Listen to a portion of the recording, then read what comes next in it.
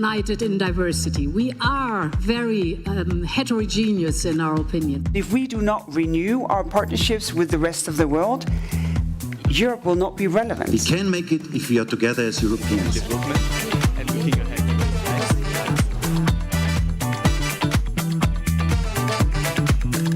Do you genuinely believe that countries will manage to reach these very ambitious targets?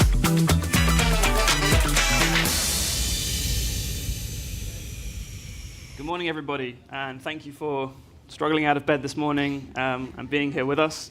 I'm barely standing. We're both quite tired, but we're really, excited. There's been so much news, so much chaos, so much drama over the last sort of 24 hours, 12 hours.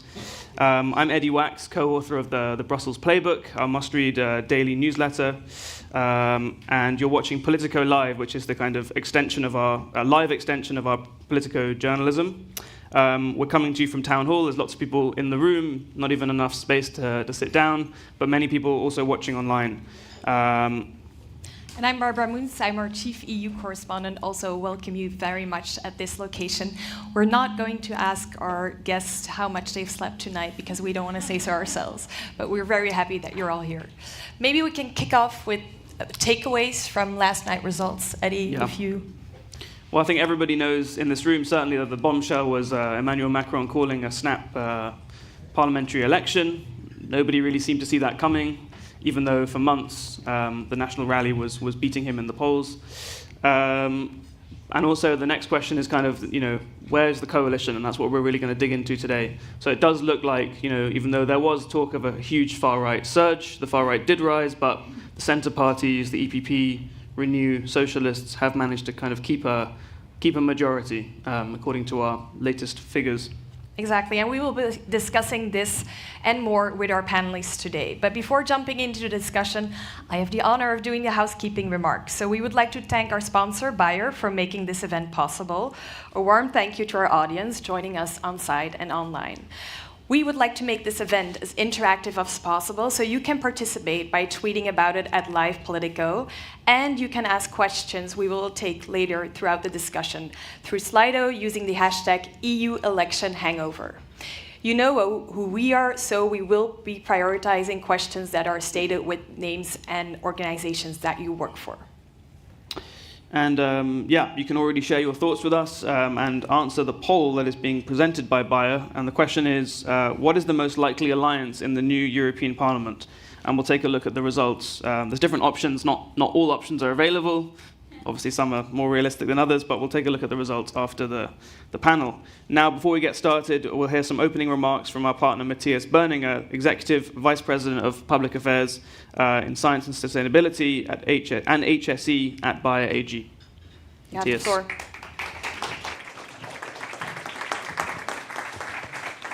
Thank you, Barbara, and thank you, Eddie. Also, thank you to all of you for coming. When we had this idea to kind of start with a hangover brunch on a Monday after the election, it wasn't clear kind of whether the event will work. I think that part has been cleared. When I look at the election results of yesterday, the first thing, of course, that comes to mind that there are quite a few members that will not return to the European Parliament, and they are often forgotten in these after-election analysis. So I think it's natural that there's quite some churn in the European Parliament, but we'll see quite a few new members coming in, and things should also be grateful for those who have served and decided not to stand for election again or just didn't return as a result of the outcome. And the second thing that is striking for me is, yes, we still have a stable center that stands behind the idea of Europe, behind the common market, behind the idea that the way we govern Europe makes a lot of sense. But when you look at it over a period of 15, 20 years, you realize that this center gets weaker. And if I look at the role of business, often, of course, we come across in Brussels with more or less reasonable demands. I do believe a core role that we will have in the coming 5 years is to increase the stability of this center and also the size of this center, because no surprise for most of you in the room, without a common market, the European Union will be at very dire straits, and the economic conditions, the conditions for success for business, will be suffering. Personally, I was very happy with quite a high turnout. We as a company spend a lot of time in getting the vote out. Also, being a German company with a history that goes far back, we also have been very active in underscoring what it would mean to kind of vote for right-wing Eurosceptics. The result in Germany is one I personally I'm quite worried about, and I wonder, without all the activities, both from business and civil society, would the result have been worse? We don't know that, but what I know is that we have to continue to discuss with the voters about the consequences of certain elections. We have been active to a point that our soccer team, which won the German championships, it's one of the really good news that Bayer, and we don't have that many good news, that Bayer was being able to look at this year. They did a get out the vote video, which went viral and was really a nice way to also reach the youngest of all the voters, which is certainly an interesting demographic as well. Hangovers, my grandma's favorite recipe was carrot juice. Those of you who are not sure yet what to do, so carrot juice, Eddie, might be a good solution. And that gets me to my final point. I do believe that there has been a lot of conversation about whether the Green Deal is dead or not. I personally don't believe it is dead, but I do believe in order to keep the Green Deal alive and to ensure that Europe meets their ambitious targets, we need more carrots and less sticks. And my hope is that the new Commission, together with the new Parliament and the Council, will make those adjustments. I think it's very important to have clarity on the direction in the climate space, in the agriculture space, generally in the space of innovation. And I do believe Europe has a great future if they find the right balance between those carrots and sticks. I also think that in the last 5 years, we struggled to do that. On that note, I think there's a lot to discuss, but not from me, and I hand the mic back to you. Thank you so much. Thank you so much. And now I'd like to invite our panelists to the stage. We have Thanasis Bakolas, the Secretary General of the EPP, Giacomo Filibeck, the Secretary General of the Party of the European Socialists, Benedetta Di Marte, the Secretary General of the European Green Party, and of course, Diederik de Schaatsen, the Secretary General of ALDE. Welcome. So, let's kick off with you, Thanasis, before you've even properly sat down. European People's Party, largest single group in the European Parliament. The question on everyone's minds now is, which way is the EPP going to look? Are they going to look right, or are they going to look to Benedetta, to the Greens? We're going to look where the voters told us to look, and where it's our natural inclination to look.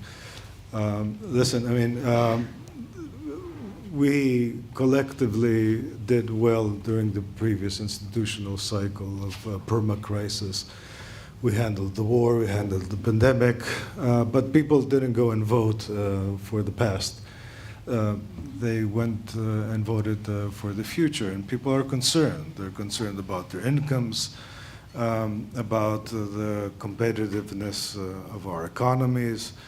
They're concerned about their security on the streets, migration, external security,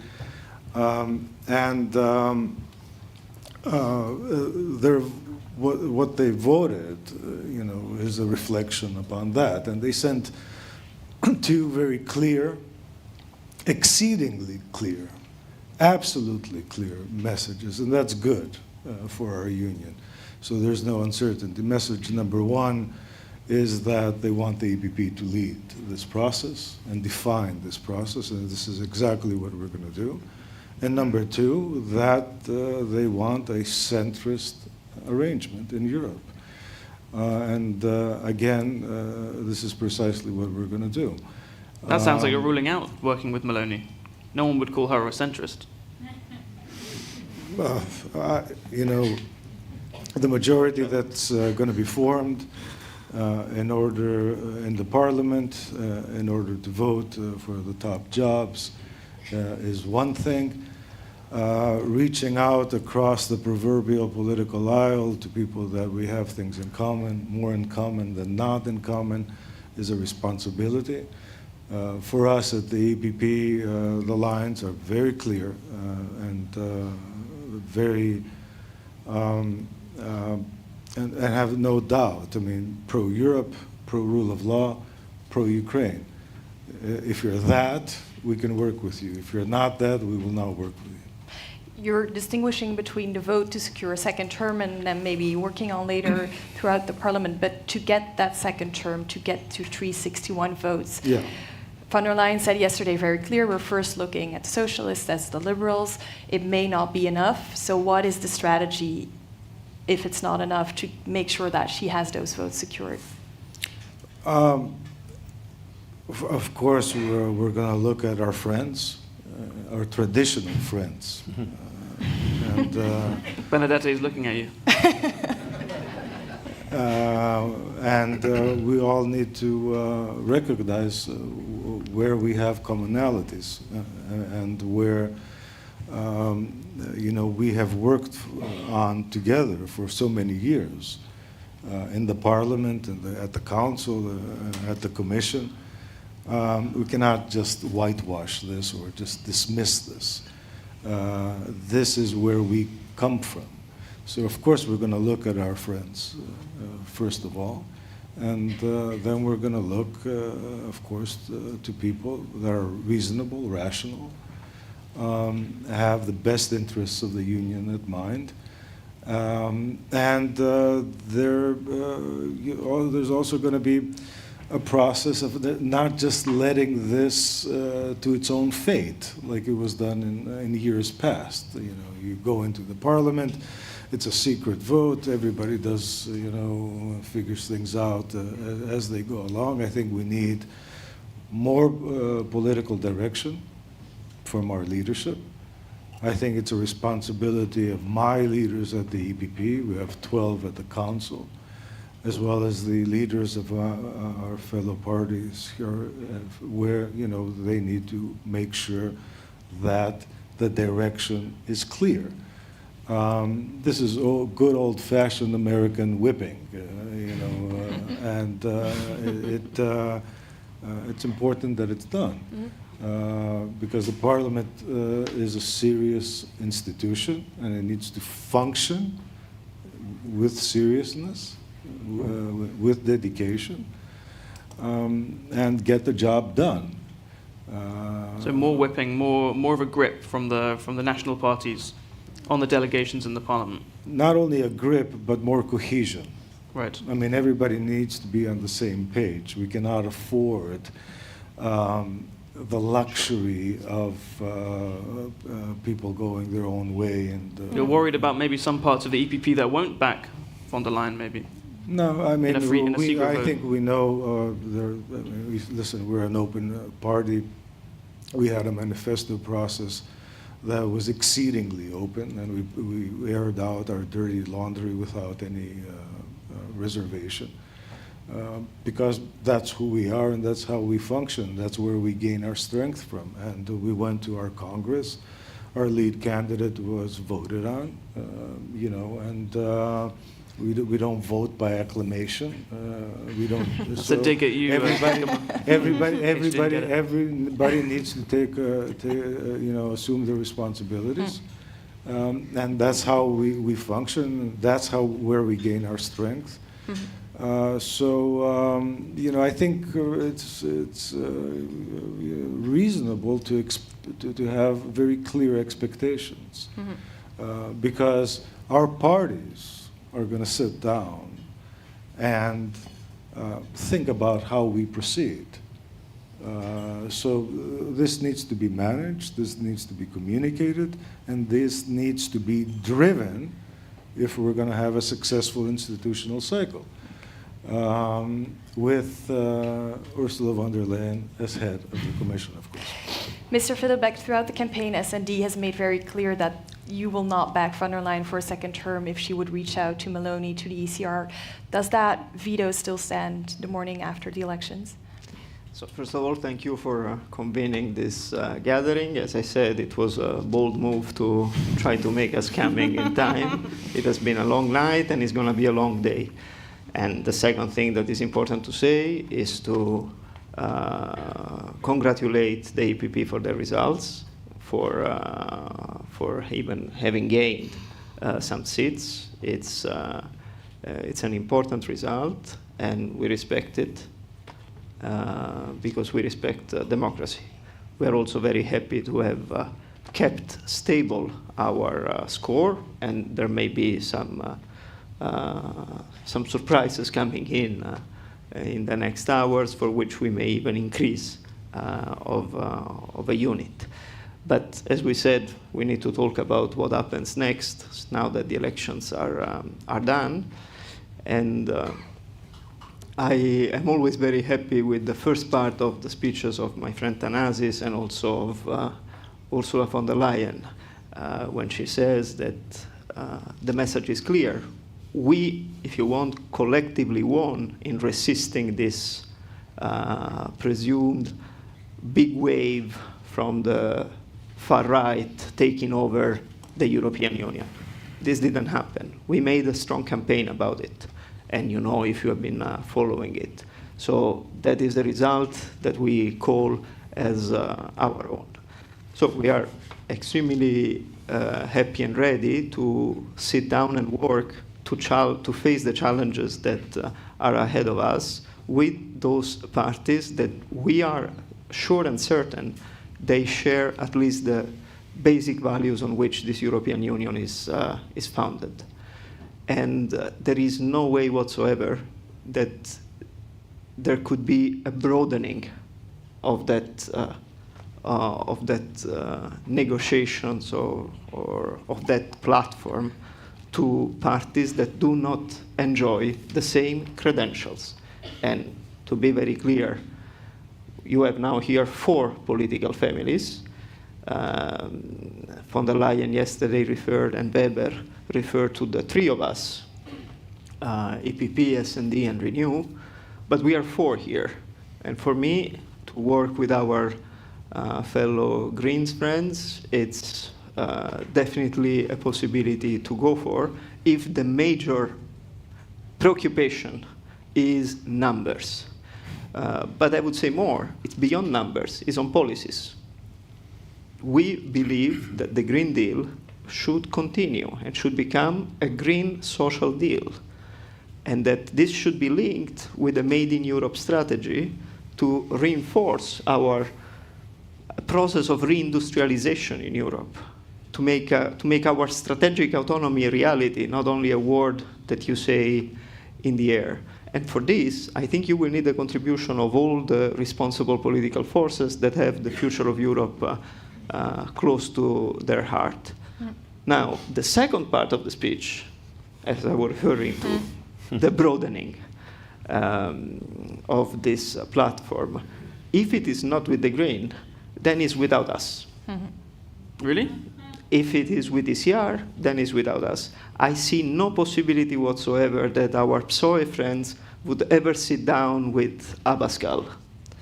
I see no possibility whatsoever of PD, the country I'm from, the party I'm from in Italy, to sit down with Giorgia Meloni's Sure, but you just said Fratelli that d'Italia. if it's not with the Greens, then it's No. without us. I'm saying that if this broadening, Right. follow my words, if the broadening of the platform, meaning beyond liberals, EPP, and socialists, goes in another direction Right. that is not the Green, then it will be without the S&D. Okay. We cannot negotiate the future, the destiny of the European Union with forces like ID and ECR. Okay. As So simple as that. the veto before the election stands after the election as well. We signed the Berlin Declaration in Berlin at the beginning of May, the day after Matthias Ecke was attacked in the street brutally overnight because he was putting posters of his campaign. I understand that the cycle of news is very fast and people tend to forget things, but I don't. Mm-hmm.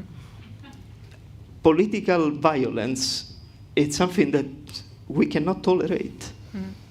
Shooting a prime minister, we cannot tolerate it. It seems like we are in a movie, but we're not in a movie, it's reality. The prime minister of Denmark being punched, we cannot tolerate it. And I could go on with a long list. Now, if we don't get our act together and we don't stand for really basic democratic principles, then I think that we have lost the sense of our job descriptions as political parties. Yeah. Mr. de Chassagne, you have maintained your spot as third spot in the European Parliament. How do you look at these love declarations from the two biggest groups in the European Parliament? Are you willing to accept the hand? This is a very specific time in a cycle of politics. You have heard us all the way until yesterday evening or Saturday campaign like if we were getting 720 seats each. So we were campaigning for our core elements, our core ideas. And now there is this switch that's necessary, is that at one point, none of us here has 720 seats on their own, so we'll need to work together. And there I have a signal, maybe even to press, but also all voters, is that the effort that will have to happen now, which is to work together, is the spirit of compromise. And compromise is a bit frowned upon. It's seen sometimes as weakness, or you're not getting everything that you wanted, and Giacomo will not deliver absolutely everything he said, nor will EPP. But we will have to work together on what really matters the most for the three of us. So what I'm urging is indeed, numerically, it's looking like the three of us could have a majority, will have a strong majority, but what matters is to see this beauty in the compromise that will result from the discussions. So it's a complicated day for us. We won some, we lost some, but indeed we kept the third place with a lot of margin. We won in countries like Slovakia, in Ireland, in Portugal, in Belgium. But now we have to do this mental switch and start preparing, probably more tonight, tomorrow, and start to reflect on what really unites us and what gives us the opportunity to work together for this next term. Well, what should the other parties compromise on, in your view? That's very specific, and I like your thoughts, but again, the ideas that were strong for us, I said it before elections, and I obviously say the same thing now, security is really something that's very close to our heart. As you know, it's not only our three leaders, Macron, De Croo, and Callas, that really express very strongly the support to Ukraine, but this is something that's not going to change from us. On the element of economy and the re-putting the single market, making it not that single anymore, but to realize that this is also a real asset of the European Union and what has been achieved. And then this element where liberals are always there is when you love something very much, like we do for the EU, you also want to reform it. So we will want to see some reform points in there too. So no red lines, no, it's these. No red lines, even working with Modi? No, but that's a different thing. All red lines there in the rules of unclarity where sometimes liberal are between, there is not one on the cooperation with far right at European level. So mark my words, we've been very clear on that one. We will not work with far right. What was that? So that is a clear line. He said there's no red line, if I'm understanding correctly, on cooperating with the far right on an EU level. No, I said that red line is very clear. Sorry, it's very clear. Thanks for the follow-up though, but I really clarify one more time. Okay, everybody focus. Clarify it one more Drop time. your phone, because that's what Sandro Gozzi's been saying. Correct. Right? So we will not work with far right at European level. Right. That's very clear. I think by now everybody got that part. Okay. Maybe one more question for you before we go to the Greens. The country you haven't mentioned yet is France, which obviously was a huge blow for President Macron, but also for your group. Yeah. How do you explain this? What does it mean for the EU, and what does it mean for securing a second term for von der Leyen? So I think one of them, it might even be Politico, that said that there's not been a far-right wave at European level, but there's been one earthquake in France. I think it's one of your quotes, and I think that's true. The responsibility of the French president to say at the end this campaign was more of a national one, well, let's give them a national election, is a move that is respectable, I think, but it all scares us a little bit now. I think how will we be able to show now at national level that the far right has no responses for France. And I think they will not do as well as they did at European level once they will be confronted with real issues and real national elections. Yeah, just difficult position, because if I'm understanding you correctly, you said there's you ruled out working with the far right on a European level. Correct. But now we're talking about France, which has been riven by this problem, right? So in the Netherlands, there is going to be a coalition with one of your parties. So it's drawing that red line around the EU as if it's some kind of special sphere of politics, which is much more important than national politics. Isn't what we saw last night that national politics really is an extremely important level, and it is entwined with EU politics? I agree. The solutions, right now, we haven't found real solutions to really lower down extreme rights. None of them has the perfect recipe. There are, again, success stories in Slovakia, as I mentioned. But if there was a magic wand on saying how to get these numbers down and then we would know about it, huh? But yeah. Well, the solution is extremely simple, and it is enabling them into power will be already enough. Let's let Benedetta come in there. Sorry. Go No, Benedetta. I mean, I think first of all, good morning, everyone. Same that applies to other speakers applies to me. Not a lot of sleep, but very happy to see such a full room with so much interest for these European elections, and also, obviously, for what happens next. I just was commenting on the far right that I think that the cordon sanitaire and not enabling the far right into power and not being ambiguous, as we have seen during this campaign, also at European level, and we still see it to a certain extent, although with, of course, since yesterday night, much more appease language around the center and keeping the center strong at the center of majority. But these ambiguities is what enables also the far right to get where they are. And I think that already being much clearer on the side of democratic parties, as indeed we have been since the very beginning of this campaign. I'm very glad of what I heard from my colleague Philibek and also from Diederik, although indeed with the liberals we have some issues at national level that are not small. But being very clear and not enabling the far right into power, it's already a huge step to make sure that they also don't grow so much in the voting intentions, in my opinion. So. You have faced a massive blow last night. How do you explain this? And also, what does it? We're getting a lot of questions on what does this result mean for the Green Deal, something the Greens have, on the EU's climate policy, have advocated for very strongly. How do you see this in the next couple of years?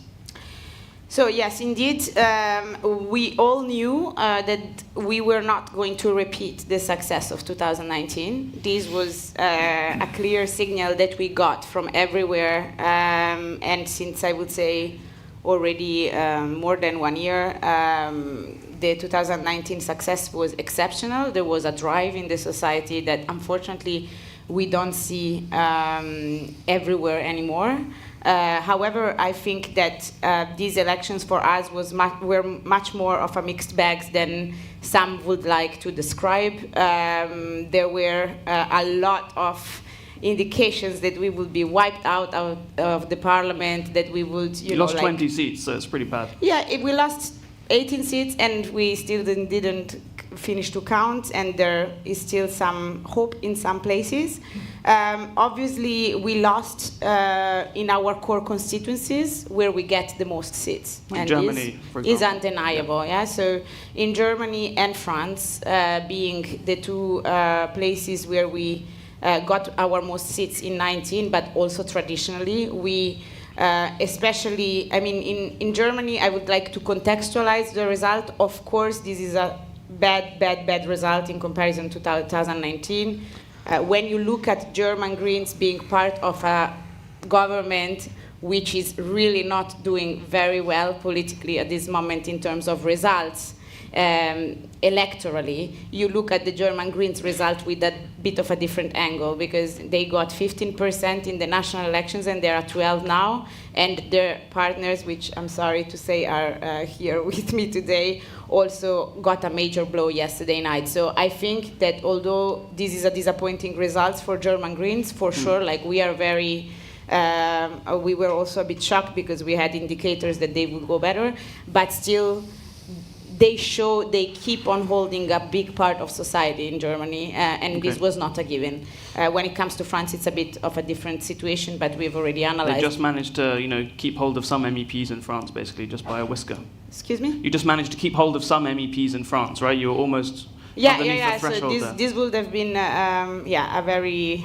big disappointment, but we managed to keep 5 of them, yeah. Can I ask you? And also, let me say that we had very strong. So this is what I want to say. It was a very mixed bag. We had strong results in a lot of our core constituencies, especially in the Nordics, but also Netherlands, Austria. We didn't lose that much. We retained seats in basically everywhere where we retained seats. We lost a few, and especially we elected in quite new places where the Greens were not existing before. Of course, this cannot compensate. Yeah, so like I'm not gonna say that we were the winner of the night, because we were not, and I still admit that. But I also want to contextualize, because it's not so easy to look at the results only by the numerical. Okay, let's move dimension. on to that. Let's move on. I want to talk to you about what we were talking about before with all the other panelists, because the Greens have never voted, or at least not recently. The last 4 times, I was told this morning, for the Commission president, the Greens vote against big European laws, the Common Agricultural Policy, the Migration Pact. So that is why people like Thanasis and other EPP people say that you guys have not been a reliable partner to join that, even though you are a pro-democratic party. So are you now ready to kind of stand up?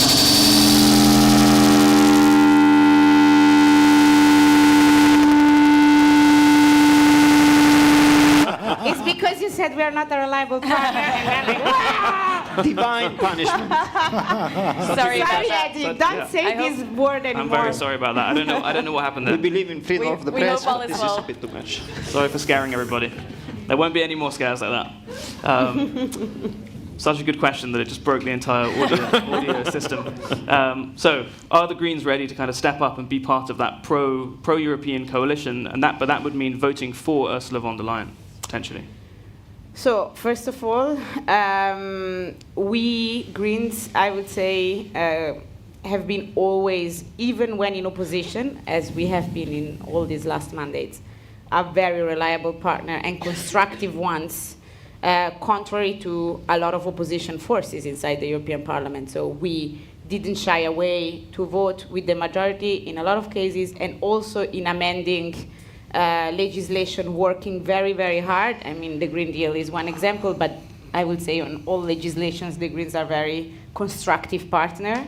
So I would a little bit push back on what you just said on us not being reliable. Of course, when you are in opposition, you choose what to do. And also, we are a very exigent partner in the sense that wherever we are and wherever we have been in government, our goal is to change things. Like, it's not to just be there for holding some positions. So whatever our size is, whatever our, let's say, whatever the context is, never ever we will be in government just to keep the status quo. So that's the first thing. Yeah. The second thing is, I think our leading candidate and the group leader yesterday have been quite clear on the fact that we look at what is going on with a very open spirit, because we believe also that we hold responsibility as a pro-European and pro-democratic force to make sure that the majority in the European Parliament doesn't have to rely on other forces more to the right. So I think we have been crystal clear. Of course, the group still needs to meet for the first time. They are the holder of whatever decision we will take. Our party still needs to meet. Of course, this means that we are open to negotiating if there is an openness from the other side. and on a basis of, program and what we were saying earlier. If the Greens would be in a future majority, this would be to continue the work and the completion of the Green Deal, Okay. plus many other things that will be detailed in the next days, I would say. Okay, we're talking about getting to those 361 seats in the European Parliament, but of course the next step for a potential second term for von der Leyen is the European Council. With the results that we saw yesterday, with the defeat for Macron, especially in France, how do you look at the European Council step? How specifically will the position of Macron at this point also influence those discussions? I mean, I know there's a lot of theories floating around about, whatever party disrupting the whole process. I never thought this was really serious, to be honest with you, because Ursula von der Leyen is a sitting president of the Commission. She has a track record. And she campaigned very hard during this campaign. She visited 17 countries, over 25 cities across Europe, working with my member parties to get out our message, our positions, for the next institutional cycle on all the issues that we care about. So this was, from us, an active campaign that engaged all our member states and almost all our member parties. To just throw this all away, which is the presumption that was made before the elections, is not, doesn't make sense, I think, at this point, given the election results last night. I think the European Council will endorse her for a second term. And from the ALDE perspective, how do you think that France will position itself in these negotiations? How will the French campaign influence the European top jobs discussions? I think the way the Council operates, it's a bunch of 27 individuals, and I think even though some will be outgoing or will have domestic issues, their vote counts still quite similar. So I think the effects of domestic issues, in the end, it's who's in the room. Mm-hmm. And so our 5 in the room will be the 5 in the room, and it doesn't really matter how much they're in, out. So I think we'll punch that weight. So I don't think the domestic issues in that particular room of the Justus Lipsus is that much affected. I think these individuals are there, and they will fight for the interest of our political family. Mr. Philbeck, do you agree, or do you think that this will actually increase your leverage in the negotiations? Let's put things in order. Until 1 year ago, you were all writing that the Spitzencandidate process was dead. I was writing that last week as well. Politico was also writing at one point that people should not go to vote in these European elections. Just let me tell you that this was not really appreciated. And I see you don't repent yourself. You're answering the questions, sir.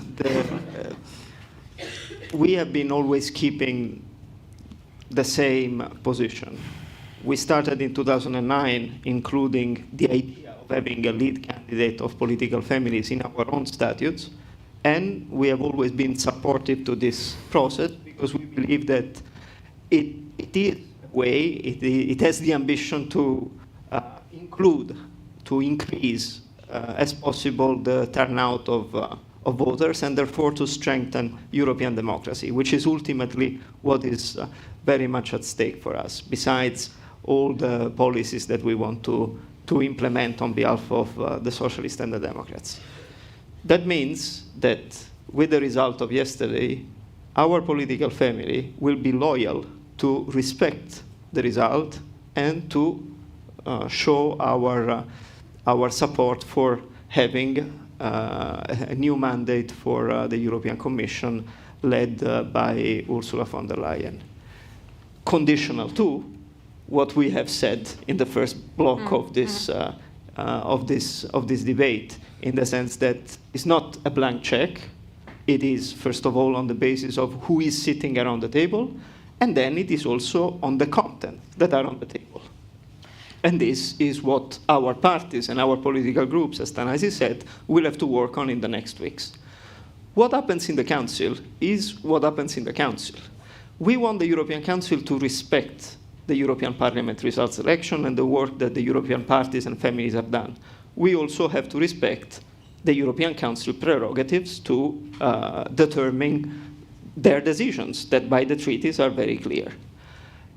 We expect our prime ministers and heads of state to be consequential and to be coherent in that sense, because I understand that there are national problems, and I may even understand that some national leaders may have the ambition of trying to jeopardize something that happens at the European Council level for some local domestic interest.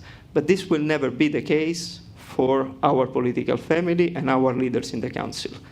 There, we take care of the destiny of the European Union. They have a mandate, and I believe that they will respect that mandate by performing correctly. Yesterday, your candidate in France, Raphael Glucksmann, really was one of the only politicians kind of coming out and slamming Macron for calling these elections. He said that Macron was taking an enormous risk and really, basically giving a massive chance to the far right to kind of score a massive victory in France. So what's your view as SecGen? Was that a sort of careless move by Macron, overly risky? I would say that it's a clear, desperate move, the one that Emmanuel Macron has opened up for. And I do understand the despair if we look at the numbers. What I see is that the result of Glucksmann, Place Publique, and the Parti Socialiste has ignited such a dynamic for which we will be able, even if it is very short time, it's only few weeks, and it's extremely challenging, but we may be able to build a dynamic for which the alternative is not going to be between Le Pen and Macron, but is going to be between the center-left, the progressive side. I have heard the name of Front Populaire, which is coming up in different comments from some leaders at the national level in France, including our own Olivier Faure, that may deliver a very different result in the elections at the end of June and the 7th of July. I'm never afraid of a democratic context. I'm never afraid of a democratic competition. So we will be all invested in that campaign to keep Le Pen out of power in France, as well as we are managing to keep her out of power at the European Parliament level. Being Politico, we love our top job gossips. So one of the questions that's also coming up in our Slido, does these European election results give you a strong mandate to ask for the European Council presidency, and then specifically for Costa? We are the second force. We are a stable force. We kept the same amount of seats, and as we have been already discussing, there is no potential good majority without the social democratic component in it. On this, I want to open a bracket. There cannot be also a possibility to have one good institutional majority and then an a la carte political majority that you do on specific policies. We have seen this in the past year and a half on especially the Green Deal, and this is not acceptable. So big part of the job that we will have to do with our group leaders and the party leadership mutually is that we write down very clearly what we want, and we don't get out of that feuille de route, of that roadmap, so that there are no surprises in the next 5 years. When it comes to jobs, I say and repeat, the European Council has to respect what happens in the European Parliament and its result. And we have to respect what happens in the European Council and their way to determine their division of tasks and their appointments.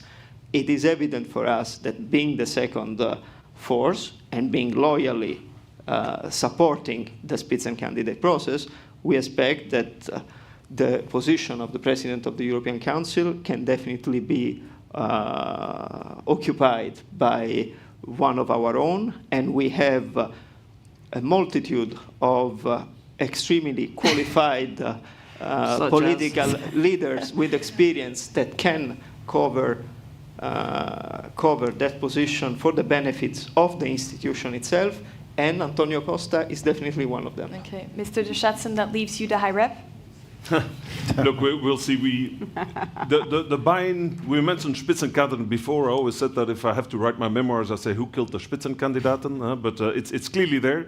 But we do have several, same line as Giacomo, there are several profiles that could take on big responsibilities. High Rep is one of them. But again, we have strong leaders that could take it. I think top jobs, realistically here, I liked how Giacomo said, let's go by step. It will start with President of the Commission, and then we'll take it from there. But we have the capacity to take on strong leadership positions in the EU, definitely. Thanasis, you want to come in? Sure. Listen, I think that everybody's going to respect the outcome of the elections. We all fought hard, we all campaigned, we all did our best, and the EPP won. And it's the same with every election. And when that happens, you get first bid for the top position, and that's exactly what's going to happen. But having said that, the manifestation of consensus building that will start today, tomorrow, in the next few days, is working with our friends and allies not only on the top jobs, but most importantly on the direction that we want to take Europe. And the reason why we took a pause from consensus building, and did 100% politics is in order to find this direction. Because otherwise, if the only thing we do is consensus building, then we can just let faceless, nameless bureaucrats do it on our behalf, or unelected institutional liberals do it, but we don't. Politics matters because it gives the opportunity for people to choose what direction they want to go to. And fighting this battle in the political sphere matters. And I'll tell you how it matters. And I think my friend Giacomo described it best. 2 years ago, he would have never talked about a Green Deal that had competitiveness tied into it directly. Yeah. Okay? Now, I think, this is a result of my political family having the guts and the resolve to stand up and say, in order to protect the Green Deal, nobody can be left behind. And we were attacked for it, brutally. Mm-hmm. We became climate deniers overnight. We're not climate deniers today.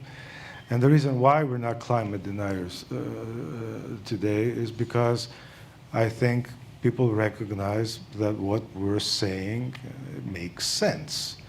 In order for the Green Deal to work, our citizens need to be behind it.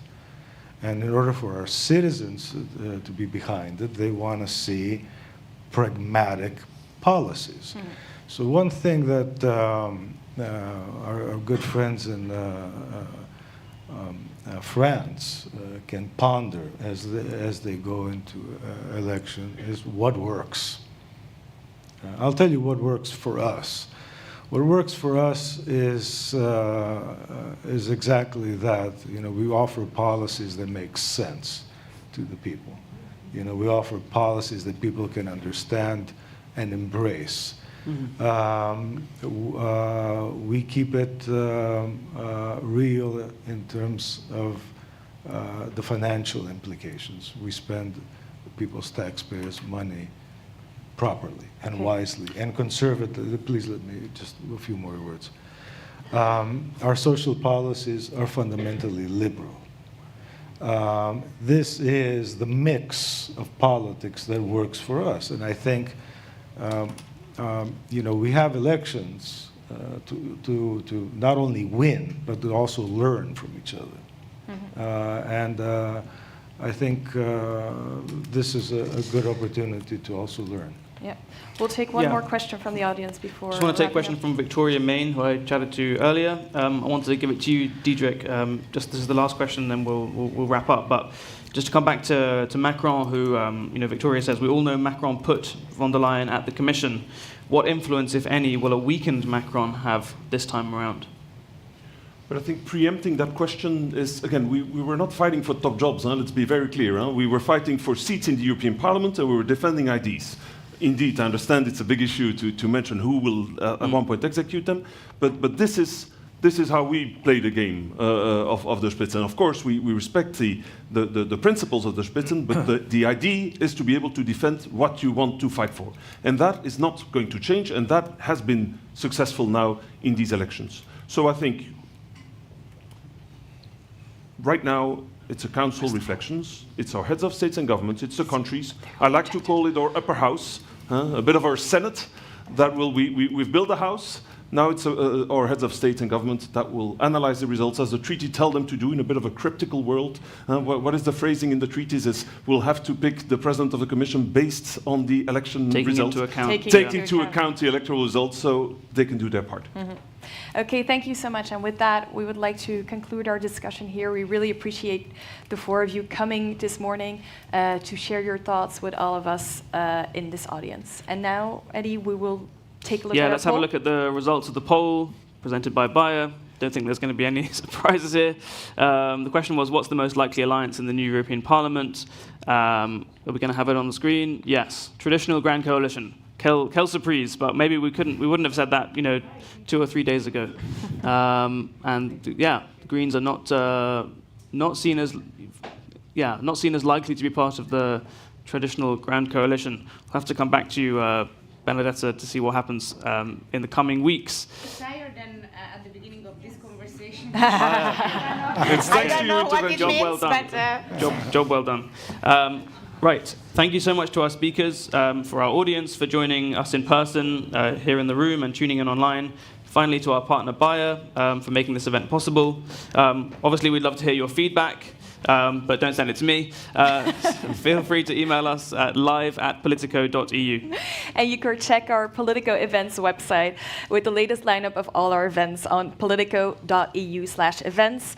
The first upcoming event will be our Competitive Europe Week starting on October 1st. Thank you so much for joining us today.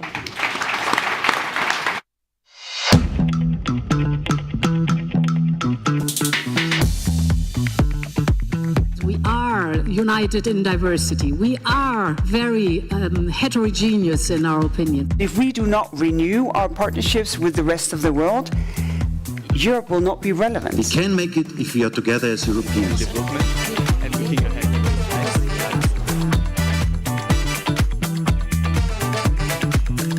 Do you genuinely believe that countries will manage to reach these very ambitious targets?